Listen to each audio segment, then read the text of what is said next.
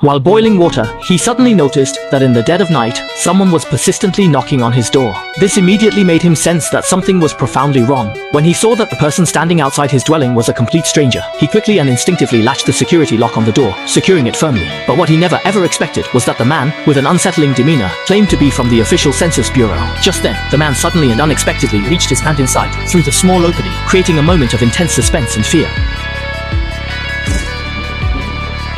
This man wasn't just organized. I'm sure.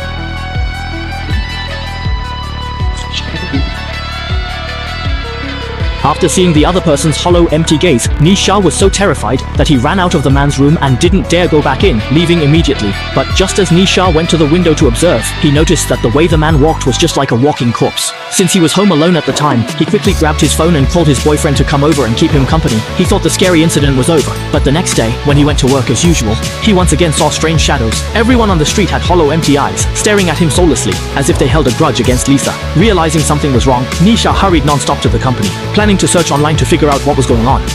Unexpectedly, at that moment, a friend from the hospital suddenly called. He said that the strange, moving snot blister on his son had finally been tested, and the result was that this kind of snot blister didn't even belong to Earth. Connecting this to the spaceship that had crashed on Earth a few days ago, Lisa instantly realized that perhaps the spaceship had brought an alien virus to Earth, causing many infected humans to turn into walking corpses.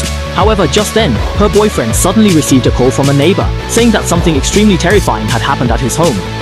After hearing this, Lisa hurried with her boyfriend to check. As they opened the door, the scene nearly scared them to death. They saw the man lying motionless on the bed, his eyes and nose covered by a transparent mucus-like bubble. Seeing this, Lisa wanted to take a photo, but unexpectedly, the man suddenly, he launched an attack. In that instant, Lisa was so frightened that she panicked, but before she could react, the man of the house crawled out like an amphibian. When he reached the top of the stairs, he suddenly started foaming at the mouth and died on the spot. The doctor next door, seeing this, believed that the man might have suffered a stress response and sudden death because his deep sleep was interrupted.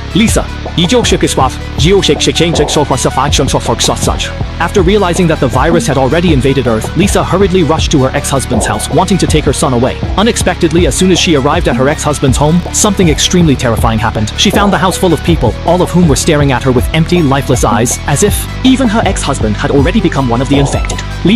Without a word, Lisa immediately turned and ran, but her ex-husband wasn't about to let her go so easily. He tackled Lisa to the ground and in the next moment, spat a mouthful of acidic fluid right onto her face. Strangely, the very next second, her ex-husband actually let Lisa go of his own accord. At this point, Lisa was still completely unaware that a terrifying virus had already invaded her body. As soon as she fell asleep, her cells would complete their transformation, turning her into a new kind of human, one that wandered around like a mindless zombie. Seeing her ex-husband leading a group of people in pursuit from behind, Lisa had no choice but to jump in her car and make a desperate escape, but she hadn't gotten far before a group of expressionless people blocked her way. Realizing that these people were also infected, Lisa had no choice but to abandon her car and flee in a panic.